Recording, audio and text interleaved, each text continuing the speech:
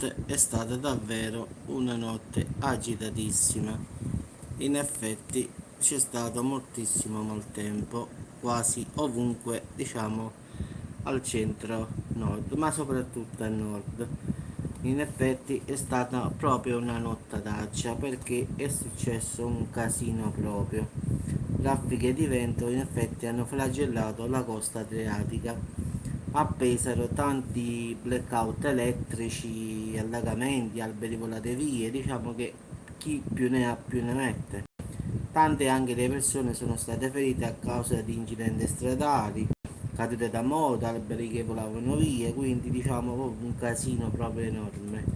Addirittura un uomo purtroppo, sfortunatamente, è stato colpito da un fulmine e giustamente non ce l'ha fatta. Il signore purtroppo è deceduto. A Pesaro è volata via tanta grandine enorme, chicchi esagerati, quindi diciamo proprio non si è capito nulla.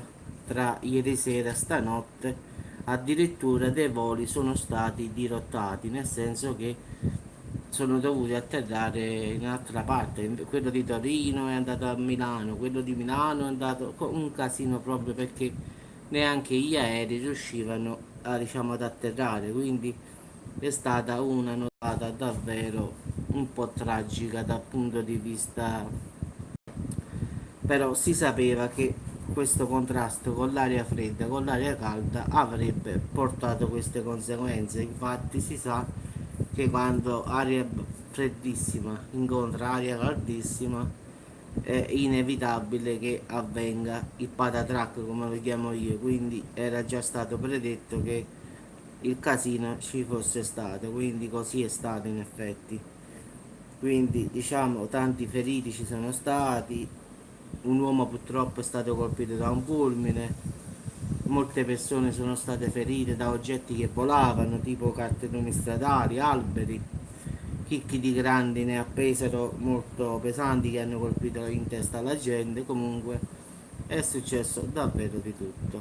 Quindi ragazzi, questo è quello che è successo stanotte. Anche qui stamattina a Salerno penso che aveva cambiato il tempo, però sta uscendo il sole un'altra volta, mi sa che da noi proprio non ne vuole sapere proprio. Stamattina mi ero alzato, ho fatto pure una diretta, ho detto finalmente un po' di fresco, ma ragazzi qua sta uscendo il sole un'altra volta, quindi mi sa che anche oggi farà caldo, quindi non ci stanno santi ragazzi, qua non ne vuole sapere proprio. Anche se parliamoci chiaro, se viene a piovere e deve fare tutto questo casino che ho detto, è meglio che non viene a piovere. Blackout, allagamenti, alberi volati via, una persona che è stata colpita da un fulmine è morta, c'è incidenti stradali, cadute da moto, è successo davvero di tutto stanotte, quindi se deve fare così è meglio che stai solo a sto mondo. Comunque ragazzi, vi auguro una buona giornata e come sempre in caso di, diciamo, di informazioni, di meteo e tante altre io farò sempre aggiornamenti oppure farò la diretta come al solito.